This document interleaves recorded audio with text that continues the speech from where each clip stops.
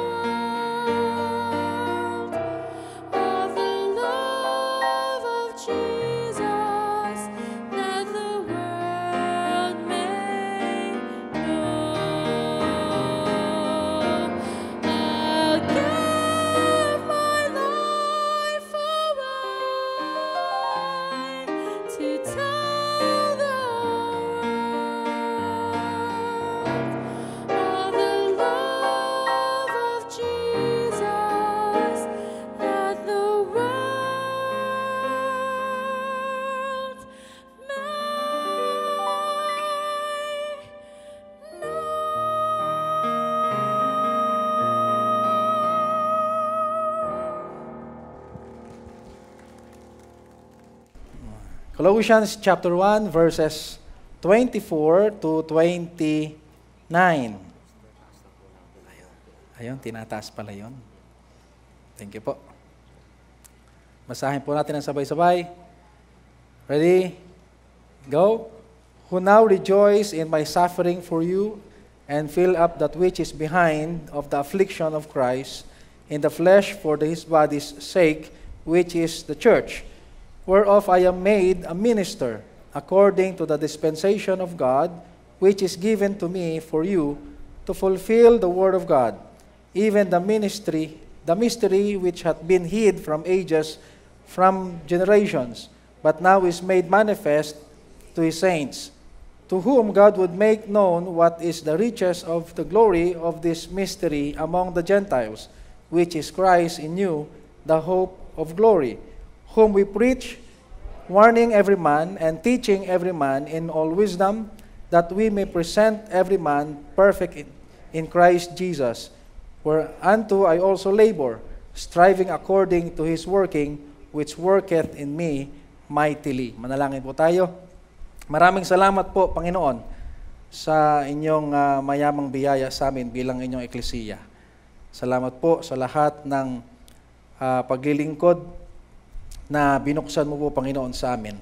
At salamat po sa inyong awa na kami ay ilagay sa mga paglilingkod na ito, sa mga ministries na ito.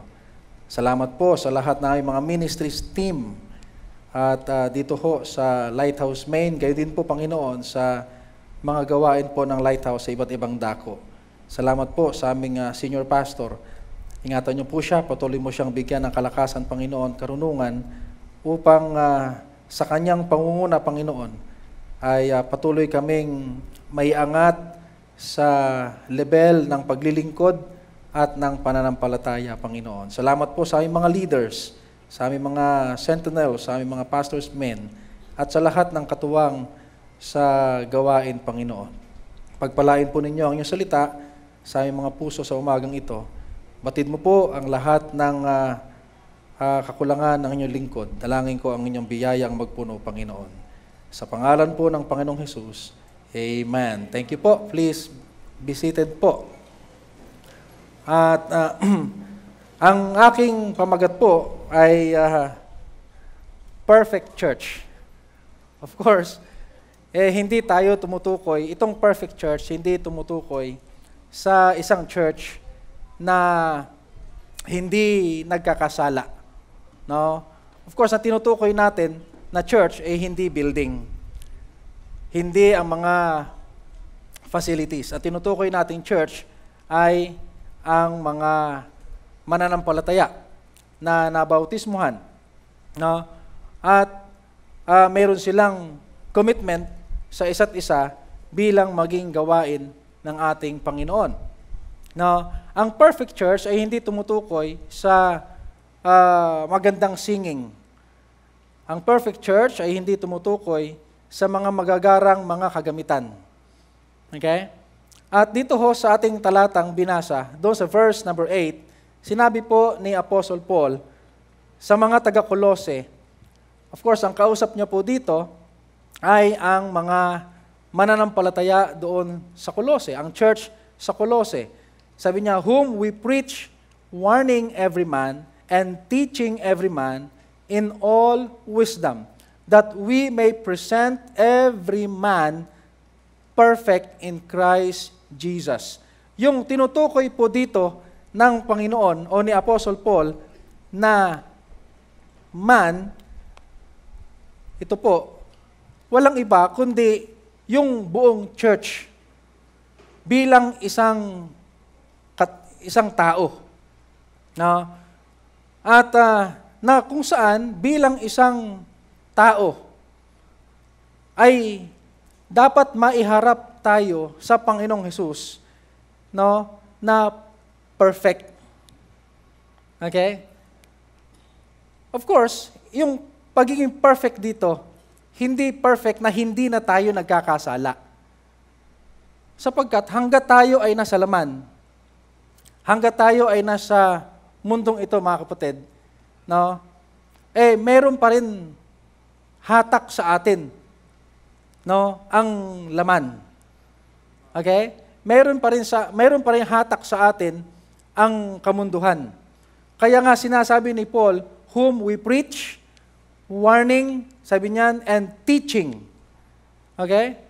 Nangangaral kami, nag-a-admonish kami, yung warning dyan, nag-i-equip kami, sabi ni Apostle Paul, upang kayo bilang isang tao, no, ay maiharap kayo perfect sa harapan ng Panginoon. Kaya sabi doon sa verse number 29, whereunto I also labor, striving according to His working, which worketh in me mightily.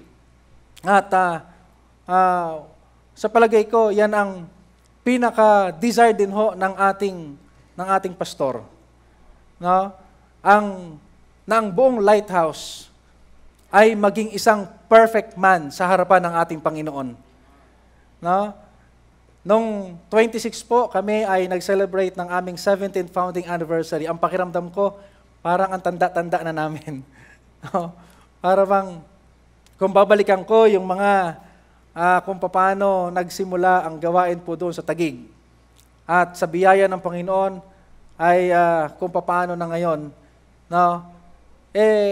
Para lalo akong nagkaroon ng desire sa puso at sa mga panalangin, nababanggit ko sa Panginoon, Panginoon, ano pa po ang dapat naming gawin? At nananalangin ako sa Panginoon na buksan tayo, bigyan tayo ng kaliwanagan at paningin na makita natin ang mga opportunity na binubuksan sa atin ng Panginoon. No? So, ito na ho, isa na po dyan. Ngayon, magkakaroon tayo ng distribution ng wheelchairs. So, kung may nangangailangan po sa Lighthouse, sa mga kapatiran natin, priority ho ang ating mga kapatiran na mabigyan. Kung hindi pa ho kayo, kung maayos pa kayo ngayon, okay mag-alala, pagkatapos siguro ng Olympic natin, baka mayroon nang nangangailangan.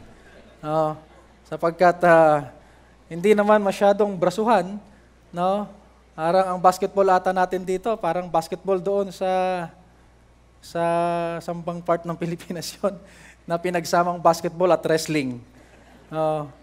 No blood, no foul. Pero, hindi lang ho yan. Dito ho, kakatapos na ho lang ng VBS. Kami naman po sa July, first week ng July, ang aming schedule ng VBS. Dapat po ngayong June, pero napalitan po ng distribution ng wheelchairs. Sabi po ni Ma'am Tay kanina, yung mga ginamit nyo pong background, pwede ho naming hiramin. Nakita ko sa video, napakaganda. Ang tanong ko lang, tatagal kayo sa amin yun? Baka matibay. Salamat sa Panginoon kung matibay.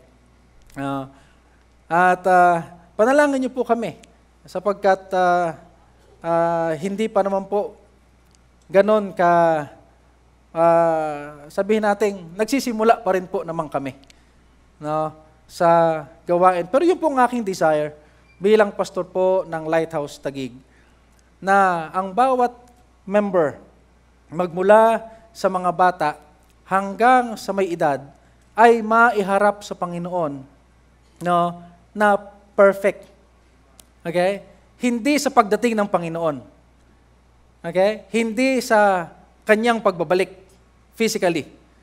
No, tinuro ho sa atin na sa tuwing may pagkakataon tayo, sa tuwing mayroong ministries na binubuksan sa atin, sa tuwing may opportunity na maglingkod, tayo ay ipine-present natin ang ating sarili sa mga pagkakataong yan.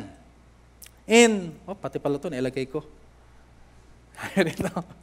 Sabi doon sa Ephesians chapter 4, verse 13, "Till we all come in the unity of the faith and of the knowledge of the Son of God, unto a perfect man."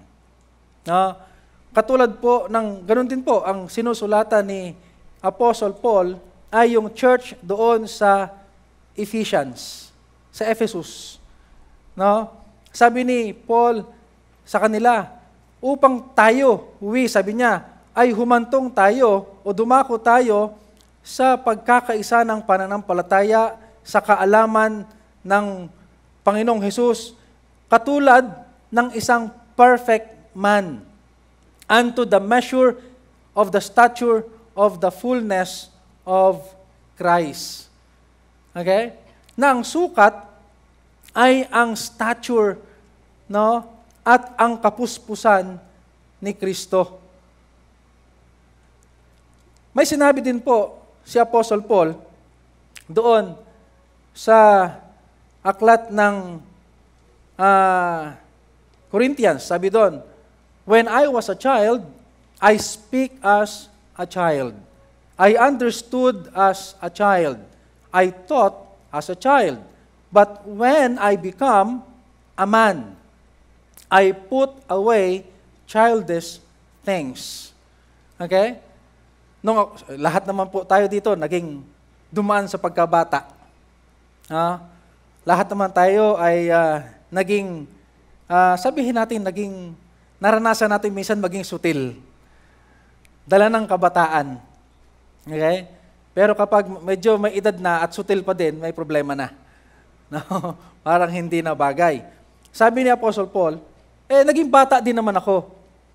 Yung pananalita ko, salitang bata din. Yung aking pag-unawang bata din. Yung aking pag-iisip, no? Ay bata din. Pero nung ako ay naging man na. Okay? Isinantabi ko na ang aking pagiging bata. Okay? No? Sino ho sa atin dito ang nakaranas na kapag may binubuhat na bagay, hindi tayo tumutulong sa pagbubuhat, sumasakay pa?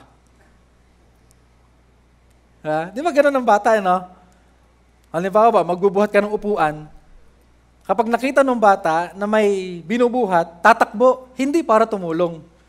Tatakbo siya para sumakay. Okay?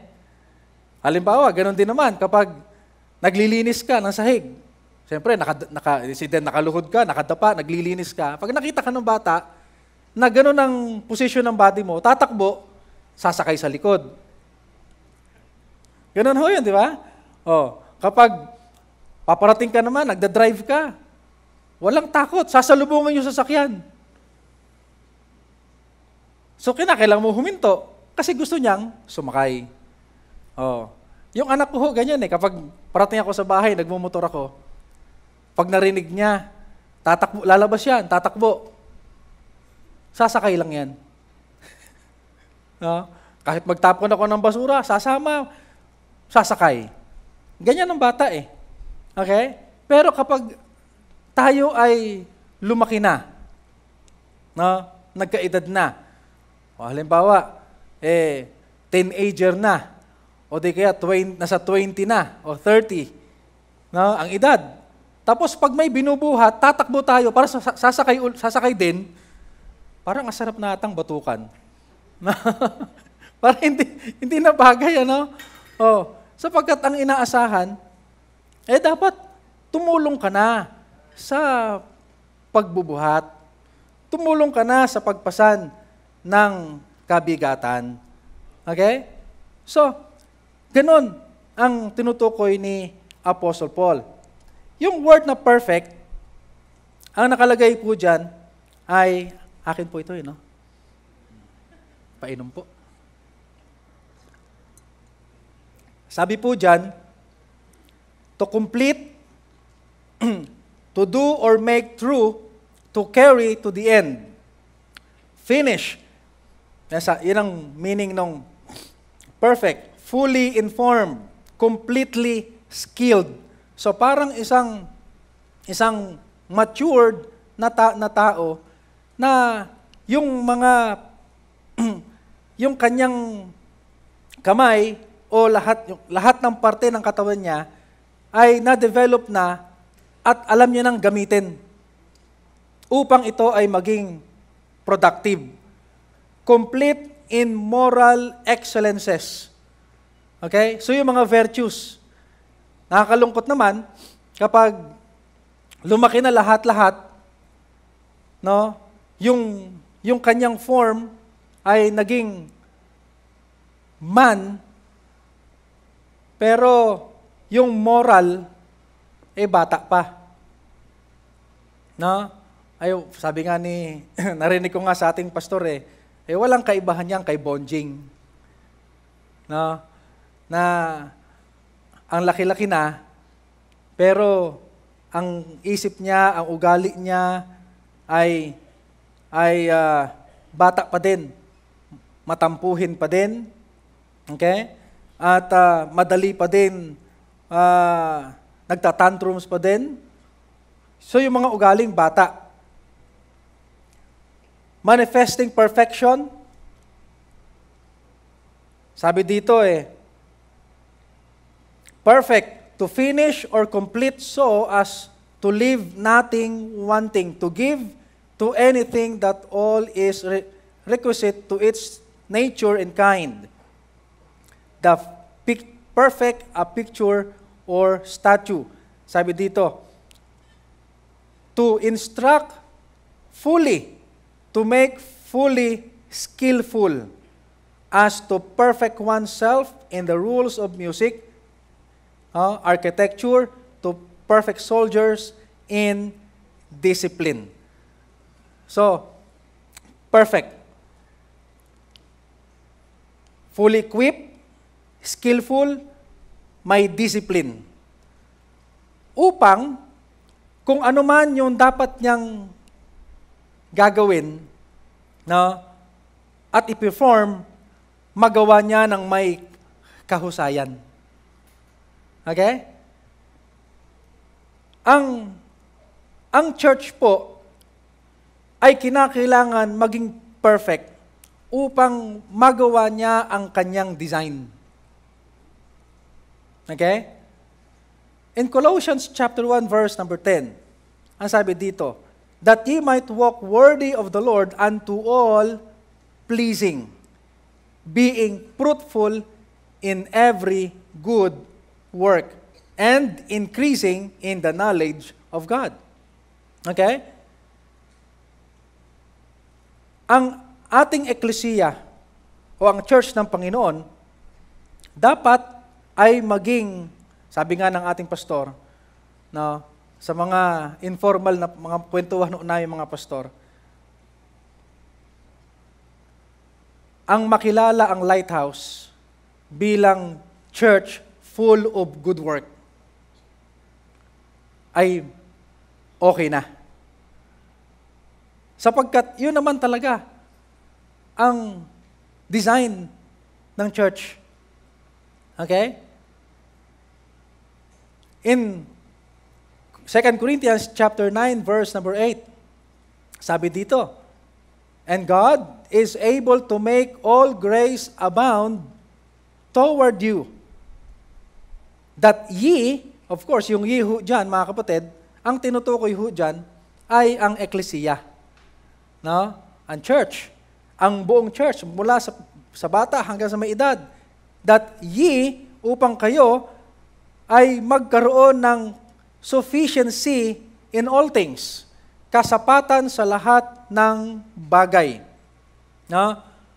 At ang kasapatan sa lahat ng bagay na yan ay dumadako upang tayo ay mag-abound to every good work. Ngayon hong darating na wheelchair distribution, siyempre may mga need na lumalabas. No?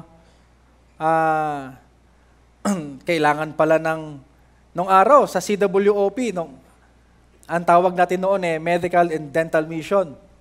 Kapag nagaganyan tayo, tapos wala kaming medical persons pa sa Taguig, talagang nangangarap ako at nananalangin ako na magkaroon tayo doon ng mga kapatiran na kukuha ng mga ganyang kurso.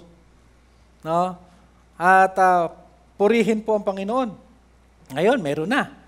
May mga estudyante na tayo na kumukuha na nagpe-pre-med. No? Na ang purpose nila ay ministry. Okay? Sapagkat nabuksan Nabuksan. Na ito palang kurso, no? Lahat pala ng ating mga pag-aaral ay ministry.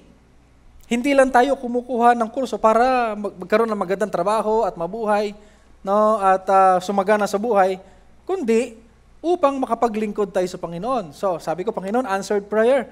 Ang pinapanalangin ko na lang ay masustain. Ang pinapanalangin ko na lang ay huwag sana magbago puso. No? At ngayon naman, magkakaroon ng wheelchair distribution. Nag-uusap-usap kami ni Paulo, yung pinaka-coordinator ng God is Able. Kailangan ng mga PT, no? Para sa mga pasyente. Pastor, mayroon ba kayong PT dyan? Isip-isip ko, wala. Manghihilot meron.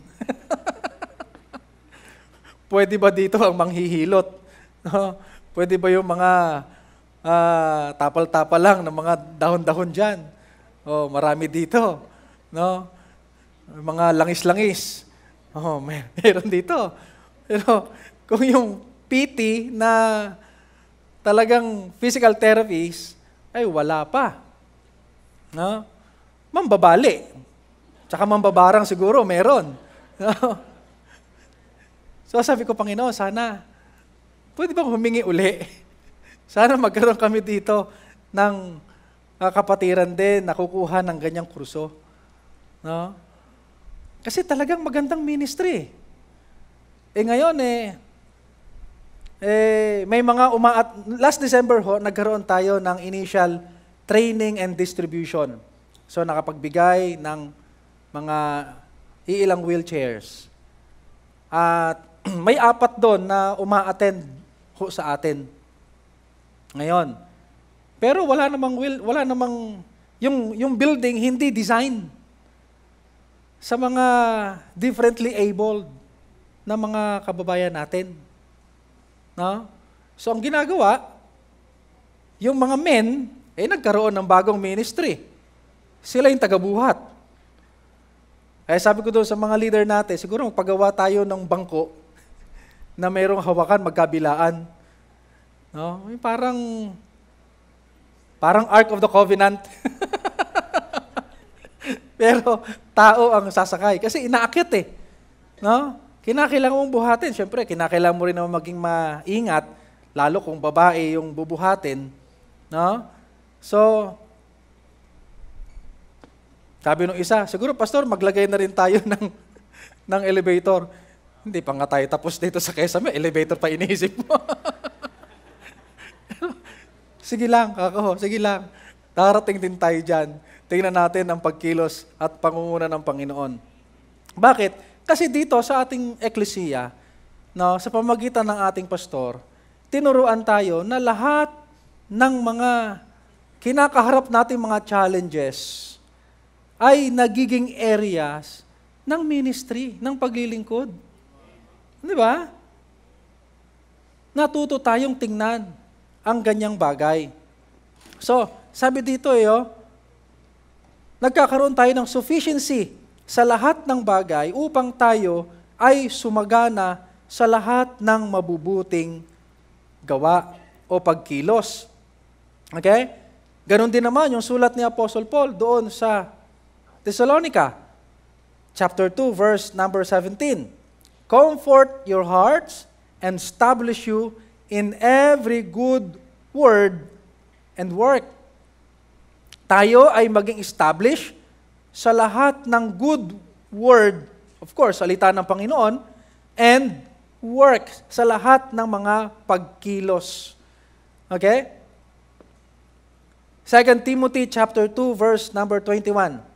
If a man therefore purge himself from this, he shall be a vessel unto honor, sanctified, and meet for the master's use, and prepared unto every good work. Okay? Prepared unto every good work. Siyempre, alam niyo, may mga kaibigan tayo, mga churches, no, na nagiging kapartner ho natin doon. Kapag may mga ministry sila nakikita ho sa atin, ang laging sinasabi, hindi namin kaya yan. No? Hindi pa namin kaya yan. Sabi nga ni Pastor Nathan ng Hillside Grace Baptist Church sa Mindoro, sabi niya, namulat ako na ang ministry ay choir lang, Sunday school, umattend ka lang, mag-offering ka, tapos na. Lahat pala, ministry. Lahat pala pwede maging pagkilos. Tapos dapat pala ang church ay handa sa lahat ng pagkilos. Okay? Kaya, yung ating sanctification, yung ating cleansing, ay dapat laging nangyayari. Sinasanctify natin ang ating sarili araw-araw. Sapagkat araw-araw may opportunity ng paglilingkod. Amen? may opportunity ng pagkilos. So sinasabi dyan prepared unto every good work. Titus chapter 3 verse 1, put them in mind to be subject to principalities and powers, to obey magistrates, to be ready to every good work. Okay? To be ready to every good work. In Hebrews chapter 13 verse 20 to 21. Now, the God of peace that brought again from the dead the Lord Jesus, that great shepherd of the sheep, through the blood of the everlasting covenant, make you perfect in every good work to do His will, working in you that which is well pleasing in His sight, through Jesus Christ, to whom be glory forever and ever. Amen. Make you perfect in every good work. So yung tinutukoy po ni Apostle Paul doon sa Colossae na sinasabi niyang, whom we preach, warning every man, teaching every man, ang kinakausap niya yung buong eklesiya, that we may present every man perfect in Christ. Ang sinasabi ni Apostle Paul ganito sa kanila, na kayo bilang isang eklesiya, kayo ay dapat maging perfect upang kapag may opportunity na kayo ay gumawa ng gawang mabuti at mag-abound sa lahat ng mabubuting gawa, kayo ay handa at kayo ay ipepresent nyo ang inyong sarili as sa Panginoon, heto kami, handa kaming kumilos. Okay? Hindi na parang bata na, di pa namin kaya yan, ayaw namin yan. Kundi, ready to every good work. Sumasagana sa lahat ng mabubuting pagkilos. Okay? Syempre, ang ine-expect po sa mga full-grown na tao, maasahan sa lahat ng bagay. Di ba? Maasahan sa lahat ng pwedeng responsibilidad na pwedeng ibigay sa kanya. Okay? Perfect. Fit. Okay? Equip. Yung ibang term po sa banal na kasulatan ay equip. You see? So, hindi lang equip physically, equip din tayo ng mga virtues. Okay? Siyempre naman, kahit hanggang ngayon naman, kahit mga may edad na, yes, gumagawa nga po, no? Napaka-productive sa lahat ng responsibilities. Maraming pwedeng gawin, pero yun nga lang, matampuhin pa din. Di ba? Yung mga virtues, yung discipline, hindi pa rin nade-develop. Kaya gano'n na lang ang pagtuturo sa atin ng ating pastor, na tayo ay hindi lang maglingkod, kundi may virtue ng Panginoon sa lahat ng ating paglilingkod. May bunga ng banal na spirito, no? May love, joy, peace. Yung siyam na yon sa lahat ng ating paglilingkod. And of course, hindi yon, no, yung fruit na yon ay fruit ng buong eklesiya, hindi ng isang individual. Okay? Kaya, sinasabi ni Paul, we preach, we warn, we teach every man, no? Upang ang lahat ay maging ready, equipped, perfect, na kapag mayroong opportunity na tayo ay gumawa ng mabuti, handa tayo. Okay? Hindi lalampas yung opportunity na yon, hindi masasayang. Okay? So, yun din ho, sa awa ho ng Panginoon, sa biyaya ho ng Panginoon, doon ho sa gawain natin doon sa Taguig. Nung araw hindi ako makaalis. Isa nga, nagbibiruan kami nila, Pastor Bong. Sabi ko, nung araw naman kasi, lagi mo akong iniiwan eh. Hindi mo ko sinasama kapag may mga, sasabihin ni Pastor Bong, paano kita isasama? Sino may iwan dito? Sino may iwan sa church? Wala, di ako. Naalala ko nung araw, nung kami bagong kasal na mag-asawa, nung kasal namin, mayroon kaming ninang na ang regalo sa amin ay ticket, back and forth, papuntang Batanes. So yun ang regalo. Sabi ko sa ninang ko, salamat po, pero hindi ko matatanggap. Kasi nasa isip ko, sino maiiwan? Wala akong mapag-iwanan eh. Isipin mo magbabatanes kami ng asawa ko, maghahabulan kami doon. No? Pero yung mga member sa church, walang nag-aalaga, di ba? Sabi ko, hindi ko pa kayang iwanan sapagkat wala pang maiiwan. No? So, tinanggihan ko.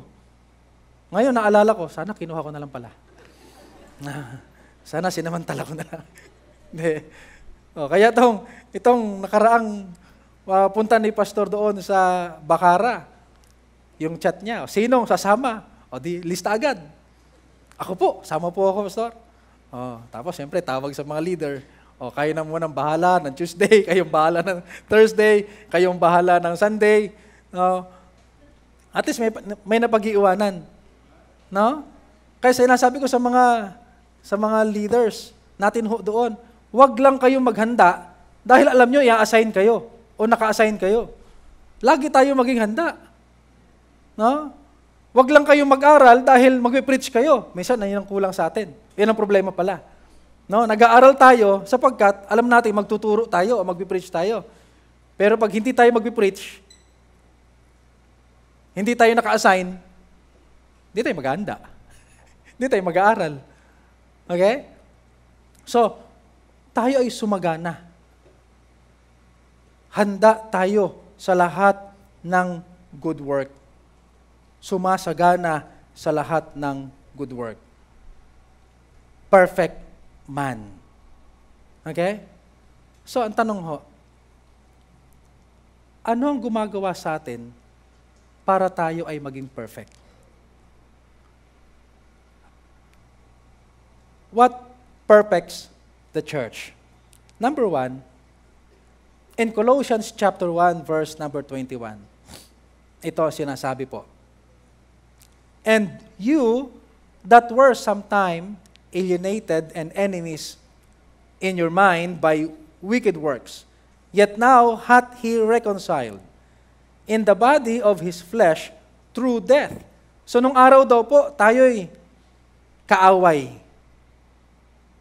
Dahil sa ang ating mga isipan ay punong-puno ng wicked works. Di ba po? Ganyan naman tayo nung araw na. Di ba? Ang iniisip natin laging salungat sa kalooban ng Panginoon. Sapagkat hindi tayo mananampalataya.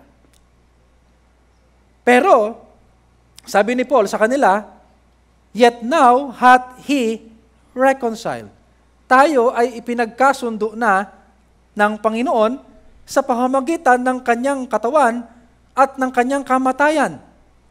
Okay? To present you holy and unblameable and unreprovable in His sight. Okay? To present you, yung buong church, to present you holy, unblameable, and unreprovable in His sight. If you continue in the faith, grounded and settled, and be not moved away from the hope of the gospel which ye have heard, and which was preached to every creature which is under heaven, whereof I, Paul, I made a minister. Okay? Sabi ng Bible, para tayo ay maiharap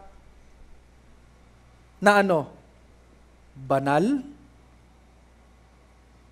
walang kapintasan, unreprovable sa kanyang harapan sa pamamagitan ng kanyang kamatayan. Okay? Sa kanyang dugo. In Ephesians chapter 5, verse number 25 to 27, ganon din po ang sinasabi. Husbands, pait naman, love your wives, even as Christ also loved the church, and gave himself for it, that he might sanctify and cleanse it with the washing of water by the word.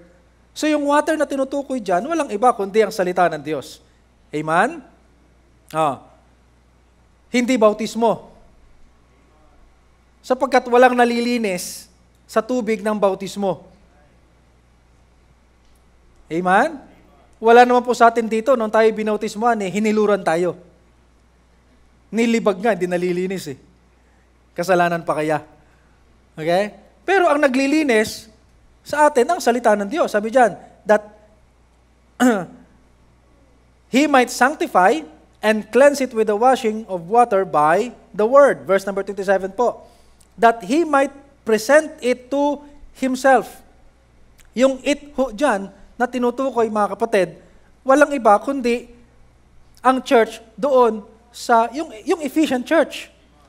Okay? Upang maiharap niya ito sa kanyang sarili. A glorious church. Not having spot or wrinkle or any such thing, but that it should be holy and without blemish. Okay? So, ang unang-una na gumagawa sa atin, ang nagpe-perfect sa atin, walang iba kundi ang Panginoong Hesus po mismo. Amen? Nilinis tayo na kanyang dugo. Purihin ang Panginoon. Dumanak ang kanyang dugo. At sa pamamagitan ng kanyang dugo, lahat tayo ay nagkaroon ng kalinisan sa ating mga kasalanan. Amen? Sabi po sa 1 John, sabi doon, if we confess our sins, He is faithful and just to forgive us our sins and to cleanse us from all unrighteousness. Amen?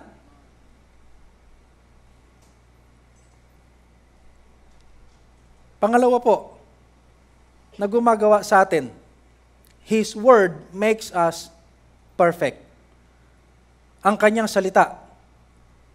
2 Timothy chapter 3 verse 16. All Scripture is given by inspiration of God and is profitable, kapakipakinabang, sa doctrine, sa reproof, sa correction, sa instruction in righteousness, that the man of God may be perfect, thoroughly furnished unto all good works. That the man of God may be perfect, thoroughly furnished unto all good works. Anong kailangan natin? All Scripture. Ang kailangan natin ay ang purong salita ng Diyos. Amen? Siyempre minsan, no, hindi lahat ng nakalagay sa banal na kasulatan masarap pakinggan. Di ba? Parang kape din yan. Yung iba mapait. Ito mapait Pero masarap. Timpla ata to ni pastor No? Pero masarap. Sabi nila, healthy daw ang kape kapag nalalasahan mo yung pait. No? Kaya, healthy naman yan. Yung purong salita, may mga mananampalataya, no? May mga, siyempre, ang gusto lang nilang pakinggan, yung maganda sa tenga. Okay? Yung magaan sa puso. Pero kapag nasasagi na yung mga kasalanan, kapag nasasagi na yung ating mga nakasanayan at inaalis na tayo sa ating comfort parang hindi na ata maganda. Ayaw na nila yun. Okay? Nung simula pa ho ang gawain natin doon, itong nakaraang anniversary ho namin, nagkaroon kami ng treasure giving. Sapagkat nagsimula ho actually ang gawain doon at nagkaroon kami ng konting pondo para magsimula ng construction ay yung treasure giving. Hindi pala, ginamit namin yung treasure giving para ipaayos po yung sasakyan na binigay po ng ni pastor sa amin. Naalala niyo po yung L300? Sino nakakalala nun? Yung mga may edad na rin talaga, kasi may edad na rin ho yun. Matanda na yun. Yung di na ho umaandar. At ginawa ng basurahan. Pinagtatalunan pa yun sa meeting, kung anong gagawin doon. Kung yun ba ay junk shop na, o ibebenta, o ibigay sa mission. Tumatayo si Tatay Nestor Villasor, sabi niya, Pastor, ibigay na lang natin kay Jojo. Ako namang hiyang-hiya sapagkat syempre, anong karapatan ko tumanggap noon? Bagong-bago pa lang kami. Tapos, kung ibibigay ko kay Jojo yan, ibigay na yan sa Goa. Sabi ko, tama po, Pastor. Kasi, siyempre, mas senior si Pastor Jaime. Tama po, Pastor, sa Goa po dapat yan. Doon ako nag-react. Sabi ni Pastor, makakarating pa ng Goa yan. Sabi ni Kuya Sammy, hindi nga umaandar, Pastor paano makakarating ng Goa yan? Hindi pala umaandar. Tumayo ulit si Tatay Nestor. Kaya nga po, ibigay na lang natin kay Jojo. Tapos, sabi ni Pastor, kasi pag binigay ko kay Jojo yan, sa akin din hihingi yan ng pampayos Tumayo si Ate Tay. Lalo ko pa Sabi ni Ate Tay, Pastor, dapat may kasunduan. Pag binigay kay Jojo, kay Pastor Jojo, huwag siyang hihingi ng pangpaayos. O di kayo yun O sige, sa'yo na yan. Message ako doon sa mga kapatiran natin. Sabi ko, mga kapatid, answered prayer. Meron na tayong sasakyan. Kasi yung panalangin namin, nung kami naging mission pa ang unang-unang prayer meeting namin, ang prayer request namin, lupa at sasakyan. Yun ang unang-unang panalangin namin, lupa at sasakyan. May na-offend na nga Prayer pa lang, 3 pamilya umalis. Prayer pa lang yun. Kaya sabi ko, answered prayer tayo, meron na tayo sasakyan. Pero kailangan nating hilahin kasi hindi umaandar. So, dinala namin. Hiniram ko yung AUV ng Kainta, hinila ko, puntang Kainta. Meron ng kaibigang mekaniko, nag-stay doon siguro mga 1 month. Sabi sa akin ng kaibigang mekaniko, Pastor Joe, ano bang plano mo dito? Ay, salamat po. Kapag hindi mo pa ito pinaayos, ipapakilo ko na to. Sabi sa akin ng kaibigang mekaniko, istorbo na ito dito. O di, sabi ko, sige bigyan mo ko ng 1 linggo. Sabi ko sa mga members, mga kapatiran natin, magkaroon tayo ng treasure offering. So, ayun. Sabi ko, ano bang pwede kong ibenta na treasure ko? Yang meron lang ako noon, yung motor na pabao ng Kainta. So, binenta ko. Nilagay ko lahat as treasure offering. Tuwang-tuwa pa ako. Sinabi ko kay Pastor Robin Pastor, nagkaroon po kami ng treasure offering. Sabi ni Pastor, anong treasure offering mo? Pastor, yung motor na pabao ng Kainta, binenta ko Bakit mo binenta? Napagalitan pa tuloy ako. Akala ko Yung-congratulate ako Yung pala, papagalitan ako.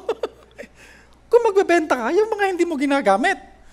Yung kapag ginagamit mo, kung magbebenta, pag pinatawag kita, may katuwiran ka na ngayon, hindi makapunta. Kasi wala kang masakyan. Sabi ko, nga po, sorry, hindi na po mauulit. So, doon ako nagsimula. So, kaya sabi ko sa mga kapatid natin, tuwing anniversary, magkaroon tayo lagi ng treasure offering. Ang pinaka-key verse namin doon, sinabi ng Panginoon sa salita niya, na kung nasaan ang puso mo, nandun ang kayamanan mo. Diba? So, yung kanya salita, tinatanggal tayo doon sa comfort. Okay? Make us perfect, furnished. Sabi doon sa Acts 20:32. And now, brethren, I commend you to God and to the word of His grace, which is able to build you up and to give you an inheritance among all them which are sanctified, able to build you up. Na nagpapatatag sa atin. Ano po yan? The word of His grace. Yung salita ng Diyos. Kaya mga kapatid, kung wala ang salita ng Panginoon, walang magiging matatag sa pananampalataya. Hindi tayo lalago sa pananampalataya. Okay? Natutuho ko magkape, pastor na po ako eh. Worker po ako sa Kainta, may budget po akong gatas, isang lata, isang buwan eh. Totoo yan. Galing doon sa maliit kong allowance, nag-iipon ako. Bumibili ako ng gatas. Bear Brand. Hindi naman po promote po yun eh, no? Nung napunta na ako sa Arenda, kung ilang bahay ang bibisitahin ko, ganong karaming kape ang naiinom ko. Kaya uuwi ako ng Kainta, tumutuloy laway ko. Asim na asim yung sikmura ko. Magmula natuto na ako magkape, nakalimutan ko na yung gatas. Sabi ni Pastor, at least nag-iisip ka na ngayon. Sabi ni Pastor Bong. Okay? Kung wala ang salita ng Panginoon, walang nagiging matatag sa pananampalataya. Hindi natin alam haharapin ang mga bagay o mga challenges sa buhay kung wala ang salita ng Panginoon. Okay? Hindi naman natin haharapin ang pagsubok na sasabihin mo lang sa pagsubok, Jesus loves you. Hindi. Haharapin natin yan sang-ayon sa salita ng Panginoon. Di ba? Sabi ng banal na kasulatan, as newborn babes, desire the sincere milk of the word, that ye may grow thereby. Naniniwala ako na walang totoong mananampalataya na hindi nagdi-desire ng salita ng Diyos. Alam niyo po, ang unang-unang nagustuhan ko sa Lighthouse, noon ako'y naging bisita sa Lighthouse, ang unang-unang na-appreciate ko, preaching. Nakaramdam ako ng kabusugan sa preaching. Okay? Kaya bumalik na ako ng gabi, bumalik sa lahat ng mga service ng araw, umaattend ako, tuwang-tuwa ako. Totoo yan eh. Pero kung hindi tayo mananampalataya at hindi tama ang puso natin, nako, sabi ko sa inyo, pasakit. Isipin natin patama. Di ba? Ako na naman ang pinapatamaan. Pinipersonal na ako ni pastor. Hindi. Nililinis lang tayo upang tayo ay maging perfect to every good work. Okay? Ano pa po ang gumagawa sa atin? Ang nagpe-perfect sa atin? His gifts makes us perfect in Ephesians chapter 4 verse number 11 to verse number 16. Sabi dito, and He gave some apostles, some prophets, some evangelists, some pastors, and teachers for the perfecting of the saints. Yung saints mo tinutukoy dyan, walang iba kundi ang Ephesian church. For the perfecting of the saints, dahil kayo ay nape-perfect ng salita ng Diyos, kayo ngayon ay ready to, sabi dyan, for the work of the ministry, for the edifying of the body of Christ. Till we all come in the unity of the faith and of the knowledge of the Son of God, unto a perfect man, Binanggit po uli yun. Unto a perfect man, unto the measure of the stature of the fullness of Christ, that we henceforth be no more children tossed to and fro, and carried about with every wind of doctrine, by the sleight of men and cunning craftiness, whereby they lie in wait to deceive. But speaking the truth in love may grow up into him in all things, which is the head, even Christ, from whom the whole body fitly joined together and compacted by that which every joint supplieth, according to the effectual working in the measure of every part, make it increase of the body unto the edifying of itself in love. So ano po itong tinutukoy dito? Lahat yan mga kaloob. Amen? Yung apostles, prophets, evangelists, pastors, teachers, sabi nga ng ating pastor, lahat yan ang nagsulat ng salita ng Diyos. Pero yan ay gifts. Amen? Yan ay gifts. At gamit ang gifts ng bawat isa na ipinaglilingkod, na perfect tayo. Amen? Na-edify tayo sa gawain ng Panginoon. Oh. Alam nyo, ang kagandahan po sa ating Lighthouse Main, hindi na mo pampambubola. Pero ang katotohanan, sa amin, kami po ay na-challenge, no? Na magkaroon din at gawin din yung mga bagay na ginagawa ninyo dito. Pagkatapos po ng aming treasure giving, nung 26, nag-message agad sa akin si Joseph. Sabi sa akin, Pastor, ang pangit na ng tunog ng piano nyo. Ano kinakailangan kong gawin? Ito, bumili ka. Nagbigay siya ng link. Pinasa ko kay Pastor Ruben. Pastor, okay po ba ito? Ang unang tanong ni Pastor, saan mo bibilhin? Anong shop? Ganito ho. Okay yan, sige. Ayun, bumili agad ako ng yung bunga ng treasure giving. Binili ko ng tangke, ng tubig. Andun na, sa taas. So may tangke na ng tubig. Bumili ako ng keyboard na Korg din, D1. Yun ang model na binigay ni Joseph Bumili ako nagdagdag ako ng speaker. Meron tayong naitabi doon na mixer. Ayun, ginamit. No? Sabi nung isang member ng orchestra, Pastor, nakakatuwa. No, nakakatuwa. Para na kaming LCO ng Tatalon. Totoo yan. Nacha-challenge. Okay? Kaya sabi ko, kapag may mga joint ang LCO, sumama kayo. Huwag kayong matakot. Kahit na yung bow nila, pataas, kayo pababa, ayos lang yun. Ma-encourage kayo.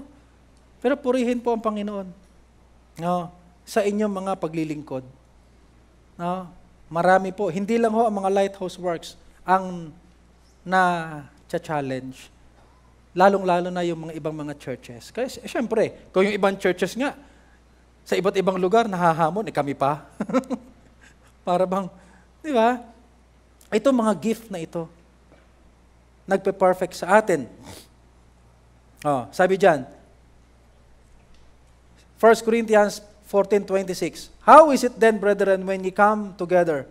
Every one of you hath a psalm, hath a doctrine, hath a tongue, hath a revelation, hath an interpretation, let all things be done unto edifying.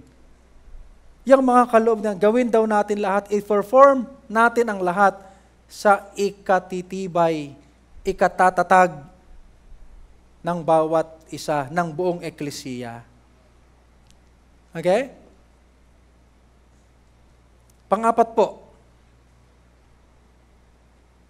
na nagpe-perfect sa atin. Colossians 4 verse number 12. Epaphras, who is one of you, a servant of Christ, saluteth you, always laboring fervently for you in prayers, that ye may stand perfect and complete in all the will of God. So pang-apat, fervent prayers o fervent prayer makes us perfect. Di ba? Fervent prayer. Sino dyan? Yan si Epapras. Sabi ni Paul sa mga taga-Kolose, si Epapras, isa sa inyo. Lingkod ng Panginoon. Ang panalangin niya palagi, kayo ay maging perfect. No? Palagay ko ganun din ang panalangin sa atin ng ating pastor. Kasi pag narinig ko si pastor na pinagpipray kami mga pastors ng Lighthouse, yan ang lagi niya sinasabi, na kami ay ma-equip, na kami ay maging matatag, na kami ay lumago, na kami ay maging matibay sa gawain ng Panginoon. Okay? Kaya, wag lang kayo mag-pray sa inyong mga bahay. Umutin kayo ng ating prayer meeting o ng ating coming together in prayer. Okay? Ibang ministry yan. Ministry ng pananalangin na nagpe-perfect sa ating lahat. Okay? Panglima po, of course, ang biyaya ng Panginoon. Amen? 2 Corinthians chapter 12, verse 9, and he said unto me, my grace is sufficient for thee, for my strength is made perfect in weakness. Most gladly, therefore, will rather glory in my infirmities, that the power of Christ may rest upon me. Therefore, I take pleasure in infirmities, in reproaches, in necessities, in persecutions, in distresses for Christ's sake.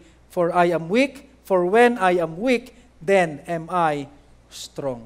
Yung biyaya ng Panginoon. Okay? Sa kanyang eklesiya. No? Siyempre, ang church, tayo. Hindi naman tayo lahat ay kumpleto sa lahat ng bagay. Okay? Pero ang biyaya ng Panginoon ang nagpe-perfect sa lahat ng ating mga weakness. Sa lahat ng ating mga infirmities. Okay? Sa lahat ng ating mga necessities. Sa lahat ng yan, ang biyaya ng Panginoon. Okay? Upang anuman ang ating mga limitations bilang isang church. No? Dahil nandyan ang biyaya ng Diyos, kaya nating mag-abound to every good work. Kaya nating maging productive. Kaya nating magawa yung purpose, yung design ng Panginoon sa atin bilang isang eklesiya. Okay? Na-accomplish natin yung design ng Panginoon sa atin to abound to every good work. Kaya ang Lighthouse, magmula sa bata, hanggang sa medyo bata, may ministry, may paglilingkod, may pagkilos. Okay? Perfect. Kaya sabi ni Apostle Paul, nangangaral ako sa inyo, nagwa-warn ako sa inyo, nagtuturo ako sa inyo upang kayo bilang isang eklesiya, kayo ay tumayong perfect sa harapan ng Panginoon. Okay? Na kapag may opportunity ng paglilingkod, handa tayo palagi. Okay? Nagagawa natin palagi. Sumasagana tayo sa paglilingkod. Sumasagana tayo sa lahat ng good work. Okay? So, 5 bagay po. Kaya ang challenge sa atin ay ito. Patuloy tayo. Patuloy nating panghawakan. Patuloy nating yung salita ng Diyos ay panghawakan sa puso natin, sa buhay natin.